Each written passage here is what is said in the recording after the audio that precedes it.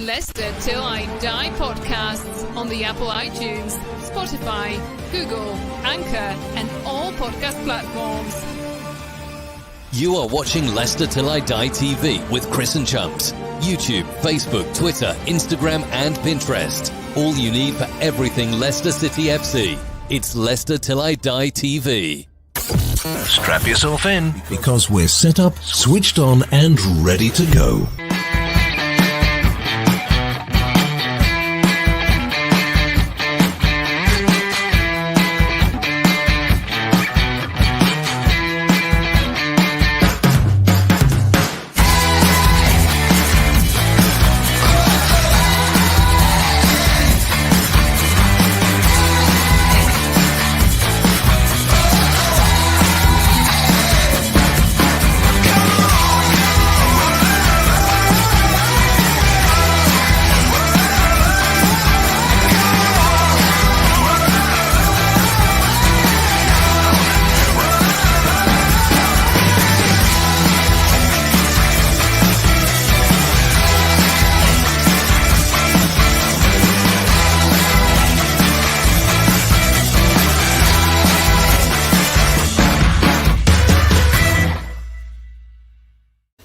Hi everybody, Jerry Taggart here.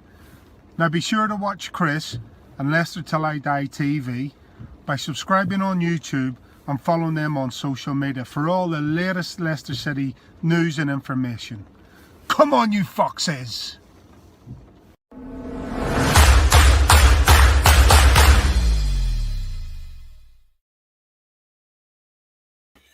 Good evening, fellow Fox fans. How are we feeling? You're watching Leicester Till I Die TV. You can catch us live now on YouTube as Leicester Till I Die TV, and please give that subscribe button a little click.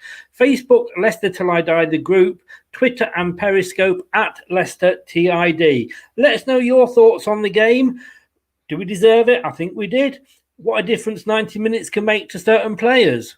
You are watching Leicester Till I Die TV. and it's live. We certainly are, although give me a couple of hours and a few drinks and who knows. But hey, we're back to winning ways.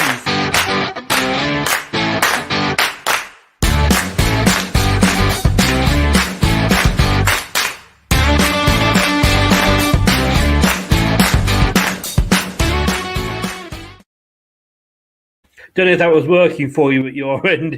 It wasn't at mine, but that's technology for you. So it's the post-match show. Fulham 0, Leicester City 2. We've got two guests tonight. Jesus has left us. Wannabe Jesus has gone. We have a new Brad Mark II.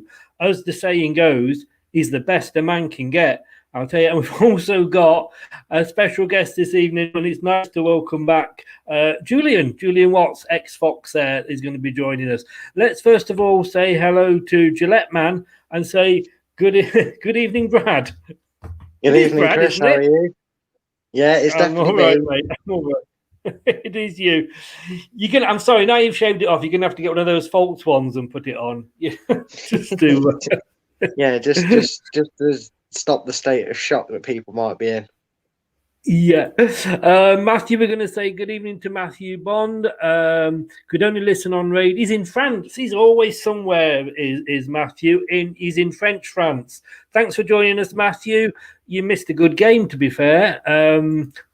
We'll get onto that, obviously, in a second. And Lee Will, hi, Chris. Very good performance by the lads. Credit to Hamza and Kells, too. I think that's correct. Anyway, let's welcome our other guest in and say a very good evening to Julian. Good evening, Julian. Good evening, guys. You all right? Yeah, Not too bad. How are you? Yeah, very good, thanks. Good. Julian, better performance? I thought he was. I thought both teams tried to play football. Fulham started, for me, slightly brighter than us, but after 10 minutes, we began to find our way into the game, and then obviously following that came the goal. And to be fair, after that, I thought it was pretty comfortable, if I'm honest. They had a couple of half chances, one decent one in the second half, but I thought it was a comfortable performance, and yeah, back on the winning ways. They did say, Brad, before the game, Fulham's last league win was against us. That was like almost tempting fate, wasn't it? But and also they said Mitrovic had gone 3.5 months without a goal, and I thought, well, this is Leicester. That's spot on when he comes on. He's going to score a goal, but we it was revenge, wasn't it? Yeah, it was revenge, and it wasn't too dissimilar to the same thing that happened with Everton the last time we lost before. We lost to Leeds was when we lost to Everton, and we ended up getting something against them, and we've done the same tonight against Fulham, and it's testament to our away form. I think that's 8 wins in 11 away from home, and we did it in quite comfort in the end. It was a great performance all round. Maybe the last couple of results, the Leicester fans have been getting a bit edgy, which is understandable to a point. You can see why when we were on quite a roll beforehand, and it's nice to kind of bounce back. I always say it's about how you bounce back than the result on the day. It's all about your response, and they responded well today. It was a good win, and it was a comfortable one, like Julian said. As a defender, Julian, I must admit, at first 5, 8, 10 minutes, we were playing it around that back so much. I was literally thinking, I didn't feel happy. I mean, I sometimes just wish they'd kick it upfield, but I know Brendan likes us to play out from the back, but it was worrying. Those first 5 or 10 minutes, we were having to soak up the pressure, but the defence looked a bit like, they might just cave in at some points. I think, to be fair, Fulham had done the homework. They sort of went half pressed us in the first instance, and then after a couple of passes, the centre midfield guy, I think he was called Harrison Reed, you could see him pushing up behind the front three who were pressing and pushing them on even more. And when he did that, we really, really became under pressure. And like you say, there were 1 or 2, fractious passes, and it became, a bit nervy, and we did lose possession and end up kicking it long anyway. So I just thought Fulham probably did their own work. They were a bit clever in how they went about closing us down, did it very, very well in that first instance, and it was difficult to get out of the press, to be honest. But as the game wore on, it became a lot easier. Yeah, I mean, like I said, the first 5 minutes, we weren't out of our own sort of 35-yard area. Question for you here, Brad. Brookline, good evening, Brookline from America there. Is there such a thing as a boring win? Wasn't that bad, was it? No, not from a Leicester point of view this season. They've always been very decent wins, and they've come with a bit of a zest to them at times. There's countless results this season we could talk about where we've had a lot of flair about us going forward, and we've got the wins.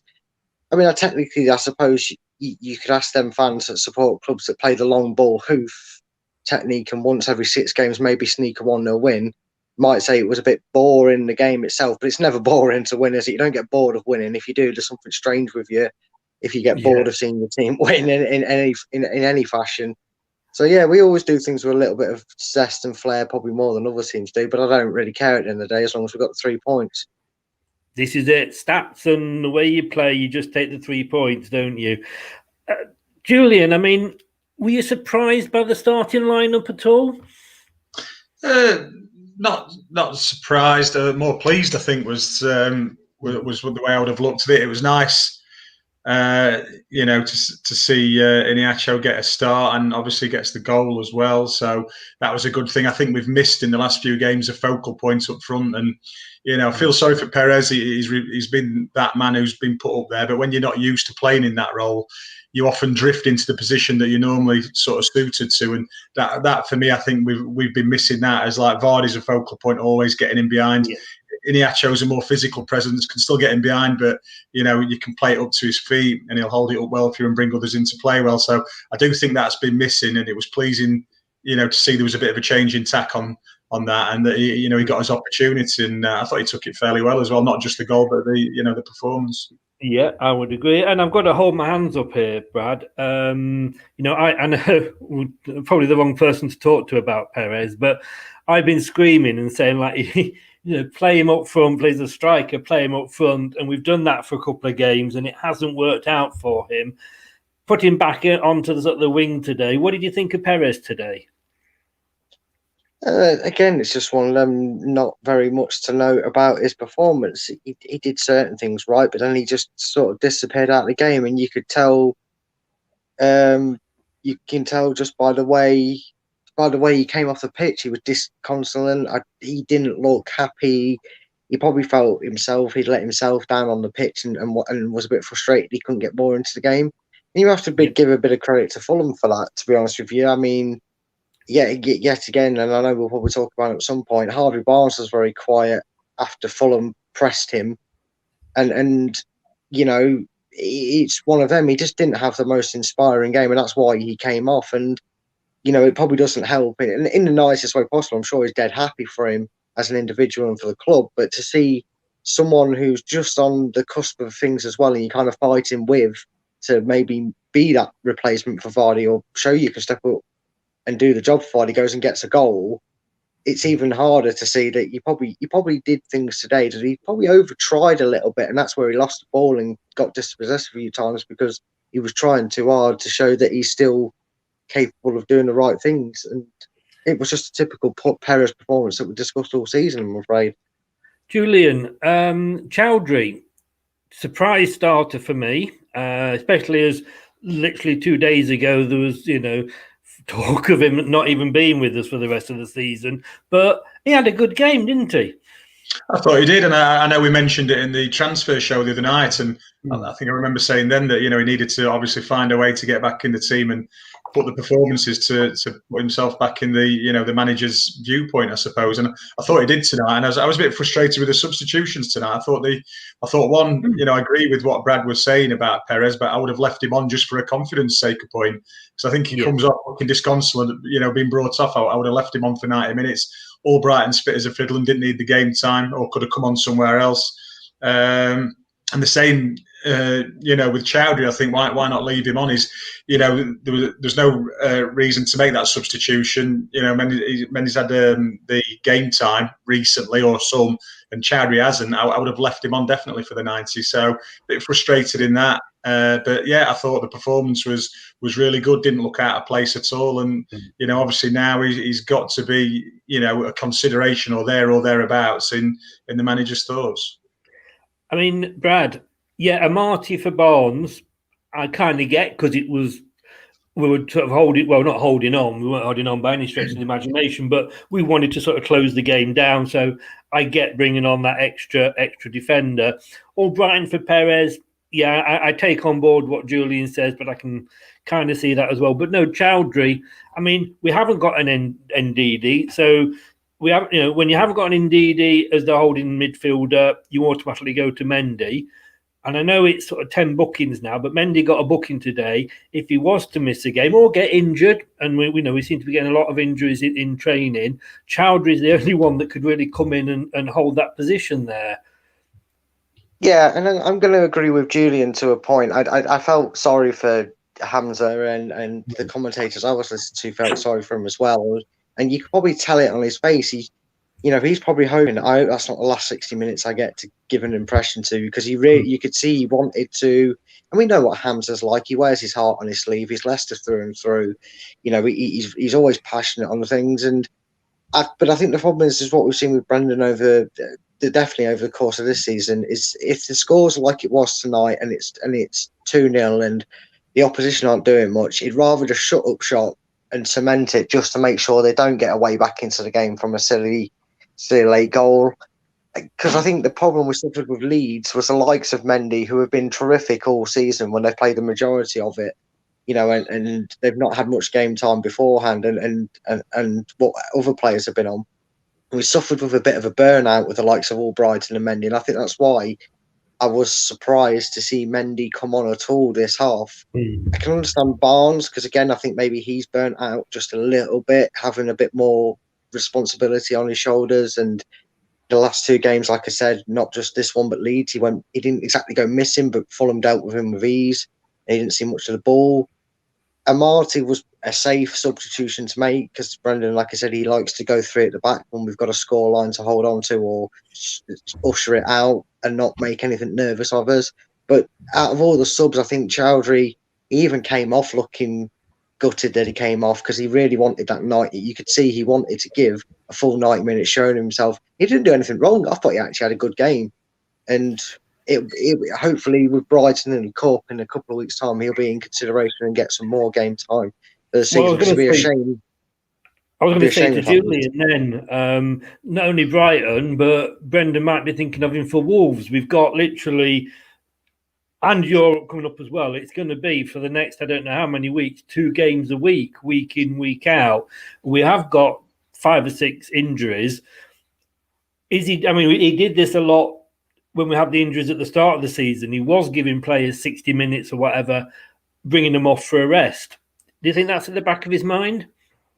I do, and I think in the modern game now, so I think substitutions are planned well in advance of the game. So depending on where the state of the game is, they would have said if we get to 2-0 and we're comfortable, we're going to do this, this, and this. That for me would have probably already been decided. So and they're looking at the longevity. They're looking games and games down the line. Who they're going to need when? Who's likely to have suspensions? Which injuries will be back, and they must plan it out meticulously. I'm sure they do. It's a bit different to back into the day where if you were fit you had a chance, so it's a lot more well thought of these days, and I'm sure that's one of the reasons for the subs tonight. We could have had 4 or 5, Brad. I think those that were ruled out, but when we had 3 goals disallowed today, we could have gone for that 10 to get the record back. Yeah, we could have. Maybe allow me my moment. Well, we had the chances to, didn't we? Had a creative. Our goalkeeper didn't have all too much to do in all reality, especially in that second half, but he made some vital saves to keep the scoreline respectable. In Fulham's case, thinking he actually was just a smidgen over 30 yards offside for his for the one that he got ruled out. But the only complaint I have about the 3 goals that were ruled out was, and I know it goes swings and roundabouts, and it happens in every game. It's not just a Leicester thing that happens, but Sancho didn't do a lot, did he? He didn't do a lot. That player to me was already going down hunches and he was almost anticipating the slightest lean by Sancho. I get it's ruled out. It's not just ruled out for us, it's ruled out for any team. I'm not saying, just to reiterate that point, but I thought that was the softest out of the one, but everything else you couldn't argue with. They were right to give an offside, but it was just good to see. It was good to see that we stuck the ball in the back of the net, and from all areas as well. It was good to see us getting goals today, even if they didn't all count.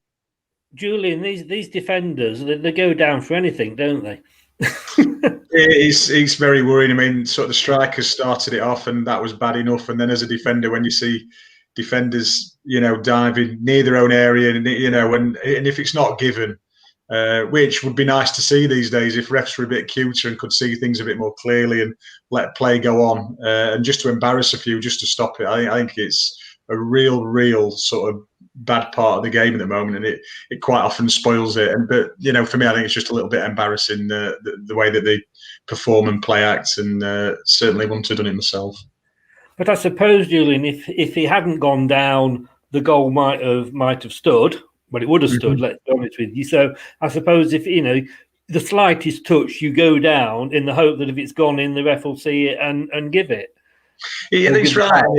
Right now, it is becoming the hope, because I think more refs are getting savvy to it. They hear all the voices of the fans saying how fed up they are of people diving. So, and I've seen sort of quite a few challenges this season that last season would have been given, and I think they've probably got a little bit of a remit to be absolutely sure and let play go on. So it might, like you say, it would have counted if not, but we're going to get caught out at some point, or a defender's going to get caught out at some point. One, it'll be embarrassing, but even worse, it'll be costly to the team. So, for me, I think I'd just rather stand up and be counted if possible. The first cold game, and if I was a betting man, having included him in the team, we could have guessed that. Well, he hasn't done, and I'm really, really pleased for him, Nacho. I just want to put this point across to you here, if I can, Brad, because somebody's just messaged here. Let me just get it up. My computer's been extremely slow today. Justin, good evening, Justin. Thanks for joining us. I think Nacho is his own worst enemy. Got the goal, consistently has a bad first touch, and you can see he's frustrated with himself. Needs more game time to boost his confidence, and is much better than Perez as a striker. He is, because I think Perez isn't an out-and-out striker. Nacho is. I thought his first touch tonight was good, and he was doing some nice little touches, and he's got that in his locker, that little touch just to get past people. Yeah, I think we probably saw tonight the best example of how we can get the best out of Kelechi Iheanacho, because he's completely opposite to Jamie Vardy. And it's kind of like maybe we're getting ahead of ourselves because it's his first goal. We're all excited because we want him to do well, especially for the fee that we paid for him. We do want him to come good. But tonight it was very clean, the performance. I mean, yeah, he had a bad touch every now and then, but he did exactly what he's here to do. He's here to sit on the line of the last defence, hold that ball up. And, if Maddison had been a bit more selfish, which maybe we thankfully didn't for the way he laid it off to Justin, but he could have got an assist tonight as well, because that ball into Maddison was inch perfect. It was in front of Maddison. It's exactly what Maddison wants, so he could run onto it. And then he held it up and Justin rolled it in for 2-0. And he got a goal that we didn't think I'd ever see us score, and it was a headed goal. He scored with his head. And, a lot of Leicester fans have been saying this season, we're talking when we got rid of Slimani. I mean, I'm not going to go on to that because there's no smoke without fire, but we're saying we're missing a different option. He's got a bit of a leap on him. I don't think that's the first headed goal he scored for Leicester. So maybe instead of trying to find an out replacement that's going to use his pace like Vardy does for us, which is brilliant in what he does. We're not, we know he's world class. We could talk about Jamie Vardy till the cows come home. But seeing something different from him today, because he had that ball, he controlled it well, he held it up better, he laid it off quicker. The ball didn't get stuck under his feet as much. He looked a guy that had finally been told, go and show him what you can do. And yeah, he got frustrated, but that was a good frustration. It was good to see him frustration. Comment here from Brookline, and loved the return of Chowdhury. More meanness in the middle. I mean, Chowdhury actually, Julian, put the ball through to Maddison for the cross for Iheanacho. And we said this before, it was, good. And I thought Iheanacho, like I say, had a good game. Yeah, I mean, I thought Chowdhury kept it really simple, as with Tielemans, who does. I thought Tielemans had another good game. He just keeps us ticking over. And I thought Chowdhury was excellent alongside him, doing exactly the same. And, like if you're looking at Chowdhury as opposed to Mendy, I think Chowdhury is a bit more probing with his passing. He looks forward more often. So, that's a big plus for him. And I thought Iheanacho took the goal really well. It was, as it came in, it was a little bit awkward. He had to adjust a bit. But he made the run. He got in between two defenders, and I think really that's been Fulham's downfall this season. They've got quite a young team, and the naivety in the defending is put them really where they are. Because I don't think they're that bad a team, to be honest with you. But with the naivety that they showed tonight for that first goal, puts them straight on the back foot, and really sort of goes and lays on the result for Leicester. They actually said when Fulham have conceded first, they've drawn 1 and lost 9. But again, this was Leicester, so if they were going to do it, they were going to do it against Leicester. Looking at the second goal now and moving on. I mean, somebody joked the other day in the in one of the shows that we should, or the chat, we should actually stick Justin up front. He's not got a bad first touch, has he, Brad? No, he's not. And, I mean, if you look at that goal again, you've got to applaud his work ethic, because you're coming up to the last minute before the half-time whistle. You're holding on to, you've got a 1-0 lead. And maybe some teams you can forgive him for saying, well, let's get in at half-time 1-0, no funny business from the defenders. And he makes that pass. And if you look back at it, he's halfway in his own half. And he passes that ball on to Kelechi Iheanacho, and he just gets his head down and he goes. And he flew past Fulham. There were 2 or 3 of them that before they knew before they knew that he was running at them, he was past them before they could react. He's frightening going forward. And it's something maybe we lacked last season. I think last season we felt that maybe the likes of Tielemans, Maddison and Barnes, etc., didn't shoot as enough, looked a bit scared, and we was too conservative to definitely, practically walk the ball in the net or make sure it was Vardy that got the final ball before we had a shot. And tonight we saw a team press as well. It makes the players' jobs a lot easier. They went forward as a unit. Leicester attack with 7. They don't attack with just 1. They attack with 5, 6, 7 players. And that was the most impressive movement of the game for me. Because everybody did it right. Kalichi made a killer pass to Maddison. Justin ran 70 yards and rolled it in like a centre forward, didn't he? It was great to see, and it just shows where the team's come in its development under Brendan Rodgers, and I couldn't be happier with a team goal. We're going to say hello to Scott. Hi guys, happy with the result. Not quite 10-0, but great result regardless. P.S. Does this mean Brad will stay clean shaven before each game? Well, you will have to keep watching. I'm too lazy. I'm too lazy for that. Maybe because Wolves is at the weekend, it'll look like I'm still clean shaven, but I think I accidentally put Miracle Grow on my beard. It's normally back after 2 days. Luke says, evening all. Good evening, Luke. Thanks for joining us. Great performance tonight and got the job done. And first half and defended well in the second. We certainly did. And talking of defending, Julian, just before Justin got out, I always want to call him James. Just before Justin got the second foul, Schmeichel made a good save from a corner that Fulham had. And I think it was Tosin with the header. Yeah. I mean, I think we just come to expect it of him now. And, I think for him, it probably was a regulation save. It looked great, good reactions, and he just looked safe as houses. He's one of the reasons why, the back four looks so strong. They've got him behind him. So, like I say, he didn't have a lot to do. What he does exceptionally well. And like I say, but for him, that's probably just pretty standard. But, it was nice for him to get another clean sheet.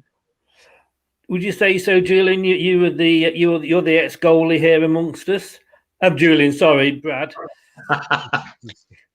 No, I don't want to brag, but I'd have caught it. The beard, that's the problem. Yeah, tell you what, guys. If I just do this, if I just get my hair in front and just do that, you just pretend Brad, it's you, Brad. Yeah. No, I'd like to brag and say I'd have caught it. I think he did that one for the cameras. But no, I'm joking. I mean, it was a good save. He didn't have much to do. I think I can't remember him having anything to do after that, to be honest with you. And it's just what we've come to expect as Casper, like Julian said, we've come to expect it. He's a quality keeper. We know what he's about. I can't remember which game it was, but I remember reading a report and when we won, and I think Casper had made a few saves that were vital. And the bloke who wrote it came out and said, the thing is with Leicester is when they play with a back four, it's really a back five regardless of what they do, because Casper is that extra defender they have, because we saw the flying Dutchman clearance where he sprinted 60 yards up his line, and world class keepers, and I'm going to throw him in that category of world class because he is world class. There's not many keepers in that Premiership I personally would put in front of him. They kind of act like a sweeper keeper and defender, and he's made some vital interceptions, some very good footballing brain he's got on him, and it's backed with the reputation of the shadow of being his, who his father was.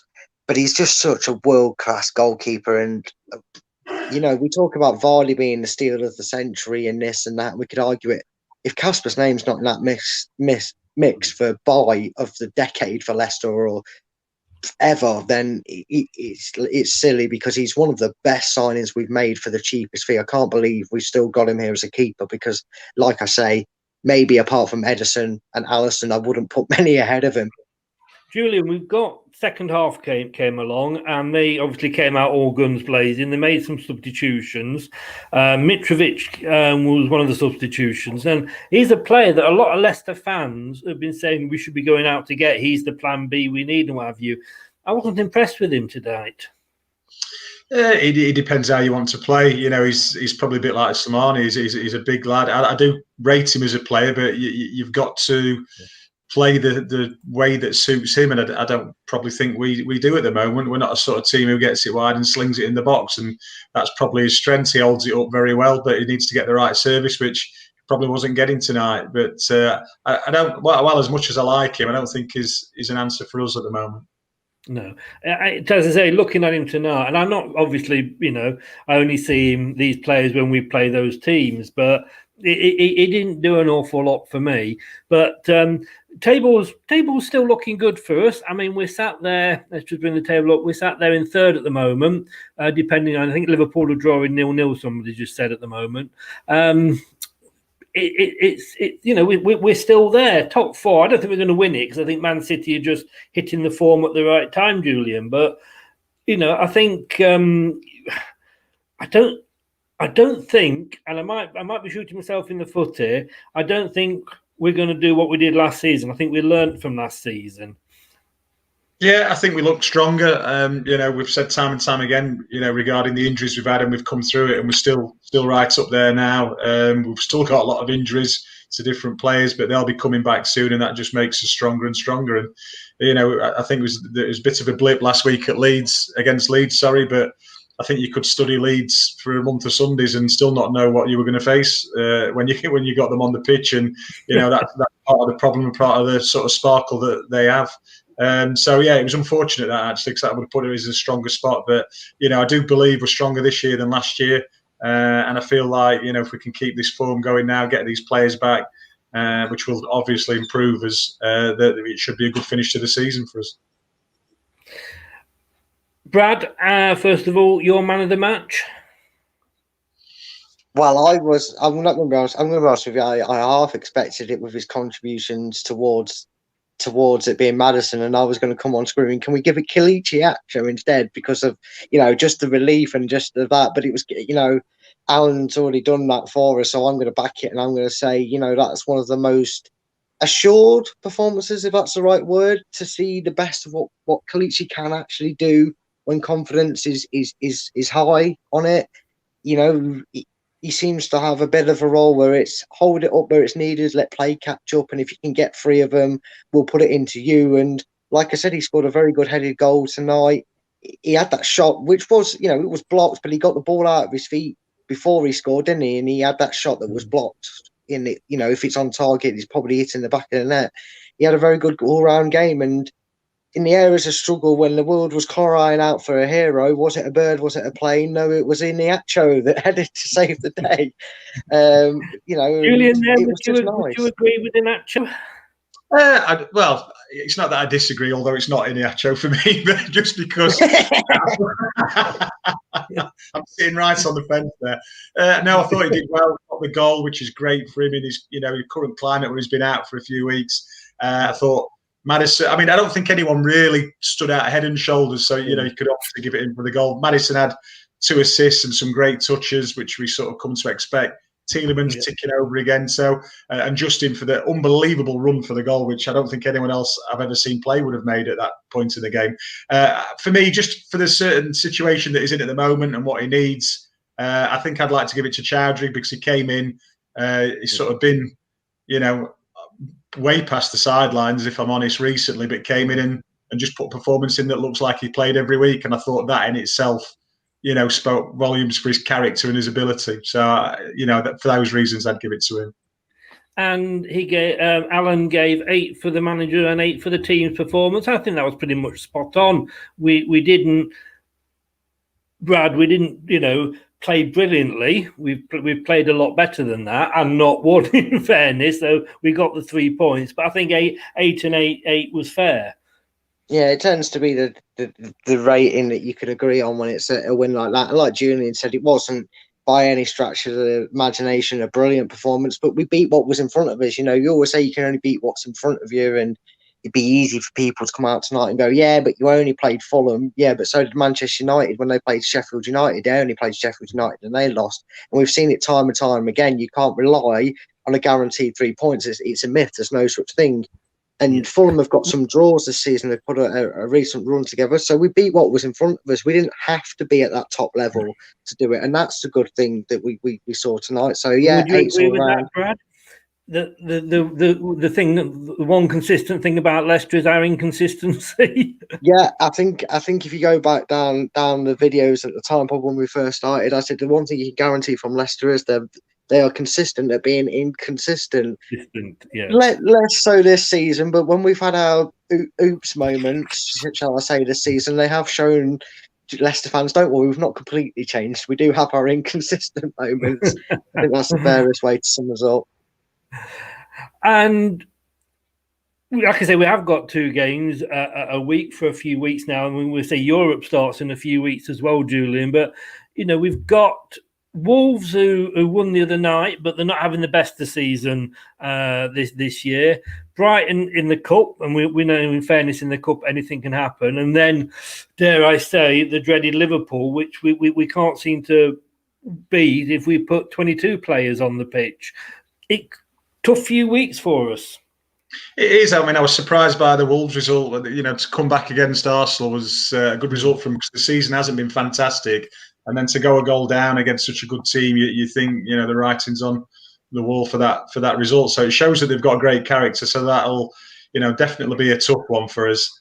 The Liverpool game, I hope we set up slightly differently to the way we did before. I thought we showed them probably a bit too much respect, showed them, the respect that we would show, I suppose, the reigning champions. But I think as we have inconsistency, I think a lot of the big teams have had inconsistency as well. And it's only Man City, really, have showed me some real strength in clean sheets and great performances and a win streak.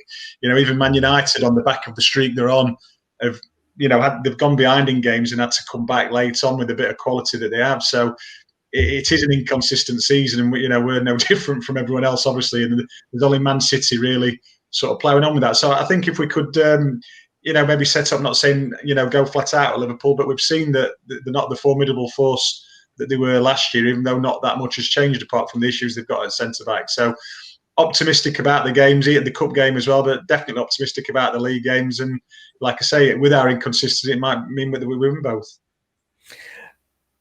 That said, Brad, Man United and Man City, start of the season, we're nowhere to be seen. And, at this point, Ollie was favourite to be sacked, and, things have changed around. And as Julian said there, you just can't predict anything this season. No, that's true. You can't predict anything. I think Julian's right. It's probably been the most inconsistent season for everybody. And Man City struggled at the start. Like Julian said, they're probably the only one of the 20 teams that you look at now and go, right, they've got it together. They're on a run. I half thought when I wasn't getting me Sky notifications that it was still 0-0 between them and Burnley. I didn't realise it was also the same scoreline at half time as it was there. So that disappointed me even a little bit. But it is what it is. At the end of the day, I've heard recently that if you're going to win the league, if you finish above Leicester, you're going to win the league. And I heard that from, I think it was the former Crystal Palace chairman. I think we put that out there, and he said if you finish above Leicester this season, you're going to be champions. And I think that just shows that, wasn't it? Yeah, I couldn't remember his name. I forgot. I'll be honest. I remember the face, but not the name. But and that was a great compliment to the club. And I think it's almost true. I think if maybe I'm being a bit biased with my blue tints on, but if you say we've only suffered one defeat in 11 games, I think the second most consistent side is a tussle between Manchester United and Leicester for that consistency, and that's the team that's going to finish behind the eventual winners, Man City, if Man City's form continues. Let's not forget, Man City have some difficult games. They've got Liverpool soon. I believe they've got a few crunching ties against teams around them. And I know we have to play them sides at some point down the league, but it's looking good for us if we can get a nice few wins. And we've just seen a third choice in Chowdhury.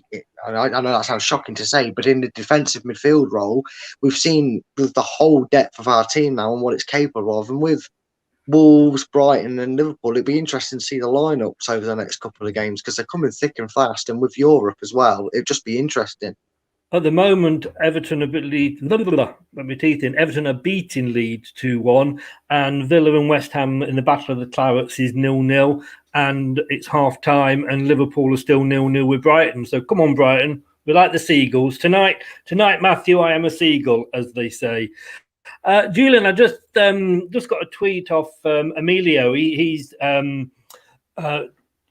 as a blogger for Cottage Talk, the Fulham podcast, and he said, I sent him a message going like, revenge, mate, and he's replied, fully deserved, very easy win.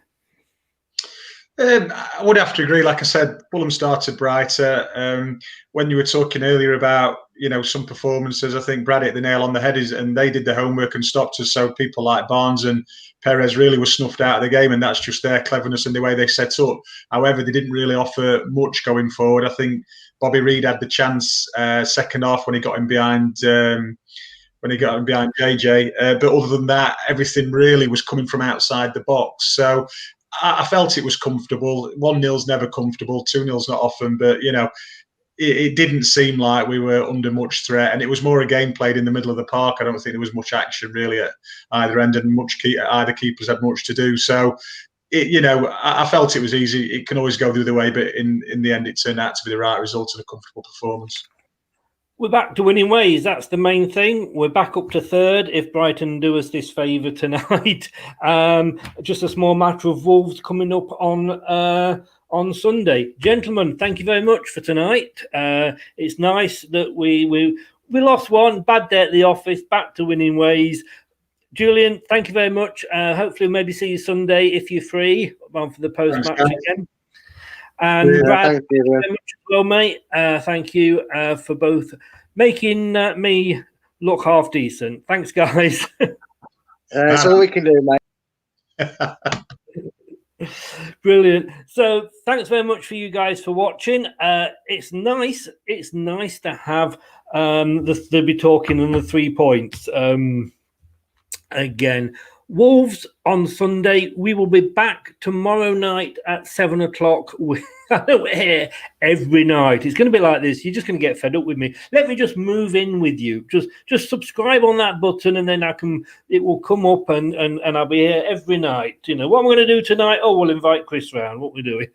But tomorrow night, 7 o'clock, it is the preview show with Craig, and possibly Steve Leinix will be joining us as well for that. So that's something to look forward to. And we have then on the Friday, we've got the opposition view with the Wolves fan. Saturday, got a day off. And then back on Sunday with Josh with the pre-match and Brad again with the post-match. 3 points, back up to third. The Foxes are back. Have a good rest of the evening. Stay safe, guys. Goodbye. Leicester Till I Die podcasts on the Apple iTunes, Spotify, Google, Anchor, and all podcast platforms. Thanks for watching Leicester Till I Die. This is Chris saying goodbye and see you next time.